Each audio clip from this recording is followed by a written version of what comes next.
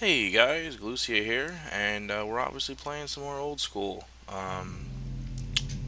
Konami is not a bad start. If you see that title in a Super Nintendo game, then you know you're in for some good times. I guess seeing the year 2636 isn't bad either. I don't know. But yeah, it apparently looks exactly the same except for, oh no, the aliens!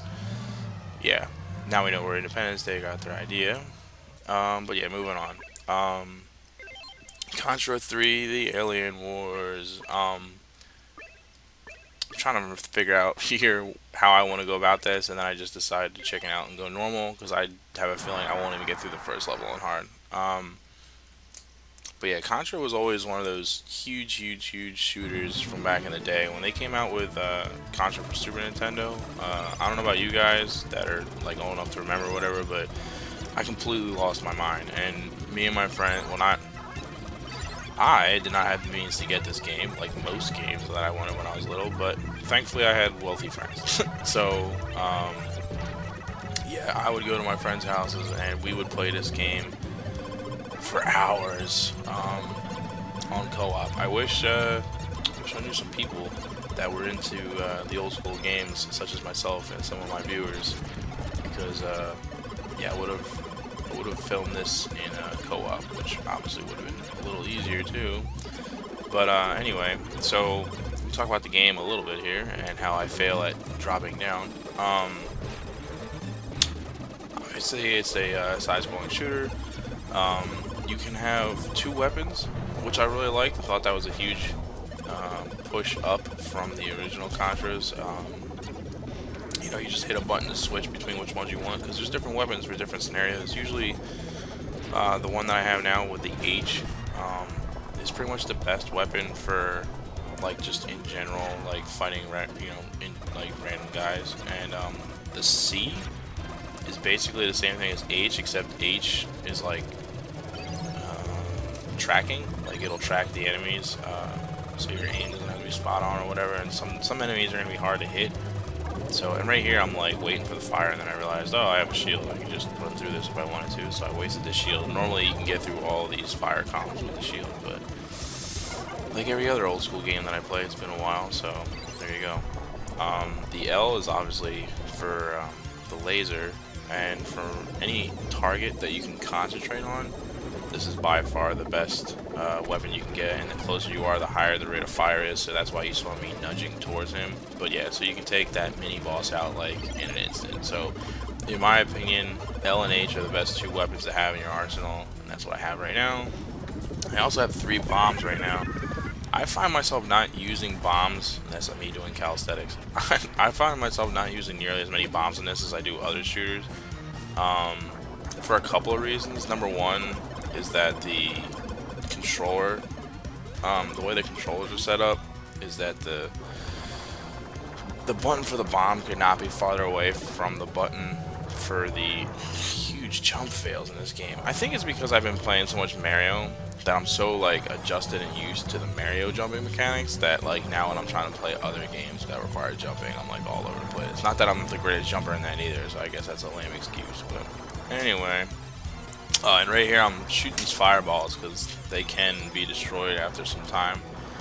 And I don't know what it does, but it makes, yeah, I guess it makes it easier to get through. But anyway, now I don't even know what I was talking about, but jumping mechanics, yeah, and how I fail at it. But yeah, this game is pretty awesome, but it's obviously ridiculously challenging. Oh yeah, I was talking about bombs. That's what I was talking about.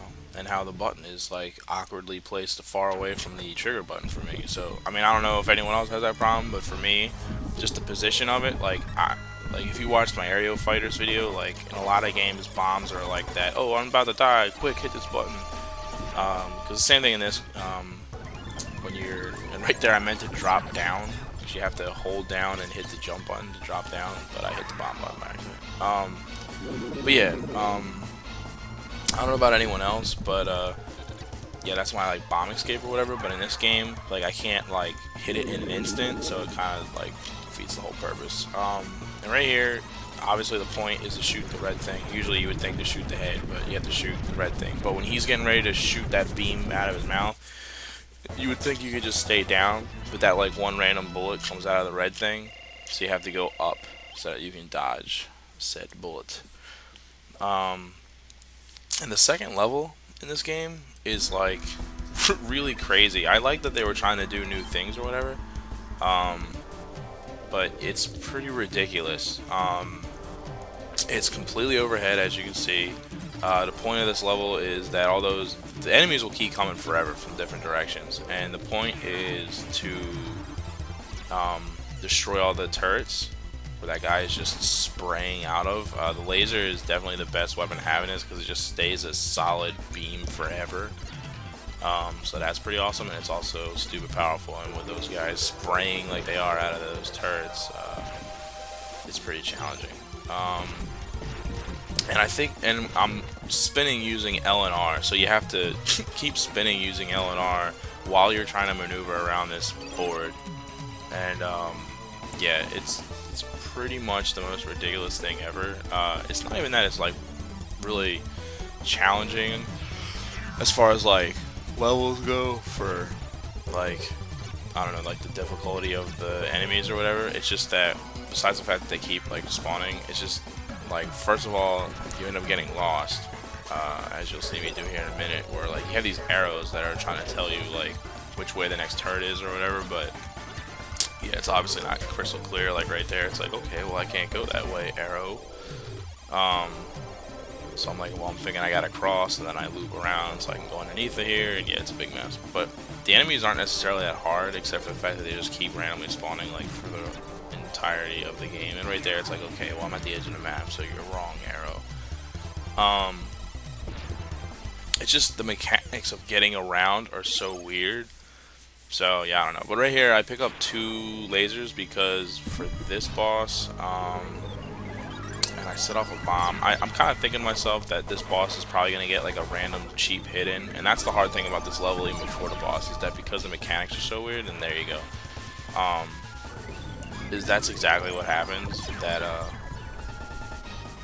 like if you die, it's just from an enemy getting like a random cheap hit, and you're like, but right here, this boss is pretty much in no way challenging, but in every way annoying.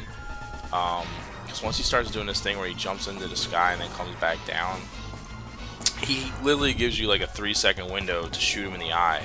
And if you just happen to be, the only way this works is if he lands with his eye facing you, because you don't have time to maneuver around him. I'm not really sure what they were thinking with this one, but yeah, and obviously they were trying to do something different and they succeeded, but maybe it's a little too early for something like this. I don't know, but that's okay. This is still probably the greatest Contra game of all time.